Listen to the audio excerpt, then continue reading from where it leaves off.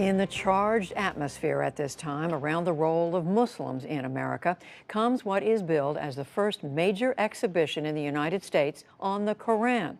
Jeffrey Brown reports. This is one of the great highlights of the exhibition. It's a Quran from the early 14th century, from about 1330, signed by a great master called... Signed. Yeah. A holy book as a work of art. The Quran, sacred to some 1.6 billion Muslims around the world.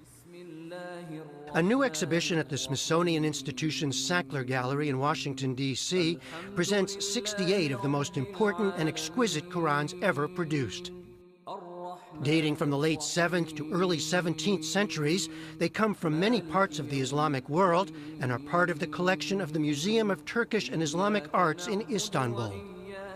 That's where Sackler chief curator Masumeh Farhad first saw them.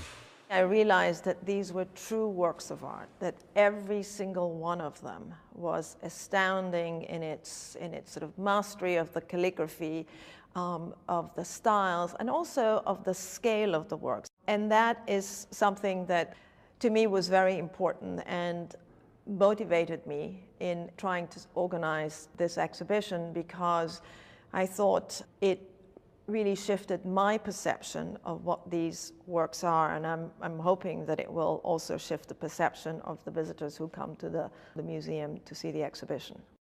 For Muslims, the Quran is a divine text, a series of revelations transmitted from the angel Gabriel to the prophet Muhammad between 610 and 632. It includes references to earlier figures, including Abraham, Moses, and Jesus. The term itself means recitation. The Quran stems from an oral tradition, but the text was written down and codified in a fixed form not long after the death of Muhammad. Maria Daycake teaches Islamic religious thought and history at George Mason University. One of the things that's rather striking about the Quran when people read it for the first time is that it often takes a form of direct address.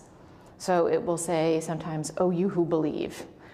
Sometimes it'll address all human beings, "O humankind." It is a series of moral exhortations, exhortations to virtue. It includes many stories of prophets before the time of Muhammad. It's an attempt to grab the listener or grab the reader, to wake them up, to make them think about their life, about the world around them. It's a lot of passages with rhetorical sentences, right?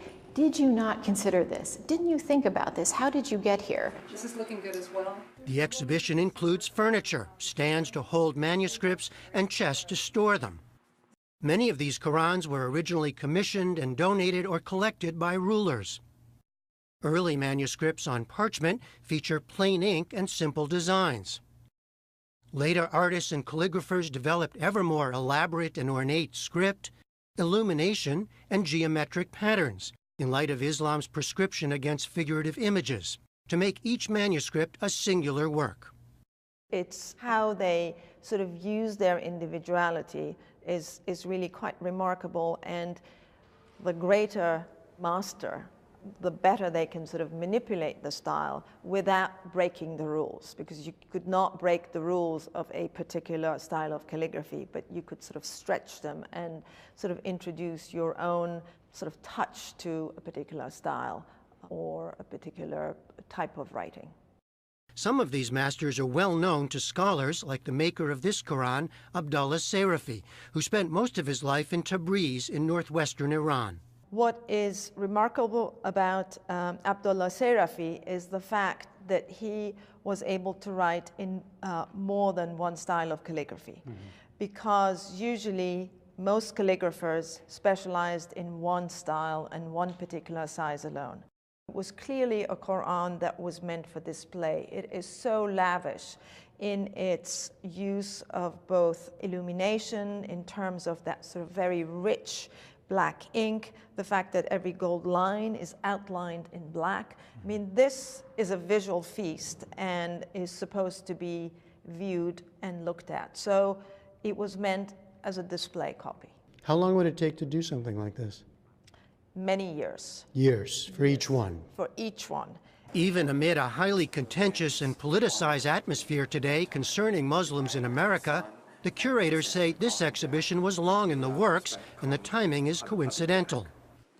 For her part, Maria Daycake hopes it will shine a different kind of spotlight on Islam and the Quran.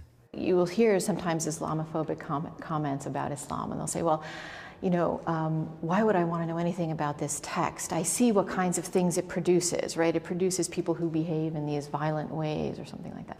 But when you come here, you see the larger reality of what it's produced, right? It produced beauty. It produced scientific inquiry. It inspired literary endeavors. But in a time of Islamophobia, I think what's so valuable about this collection is to see the kind of artistic elements, the beauty that the Quran really brought. The art of the Quran is on exhibition through February. From the Sackler Gallery in Washington, D.C., I'm Jeffrey Brown for the PBS NewsHour.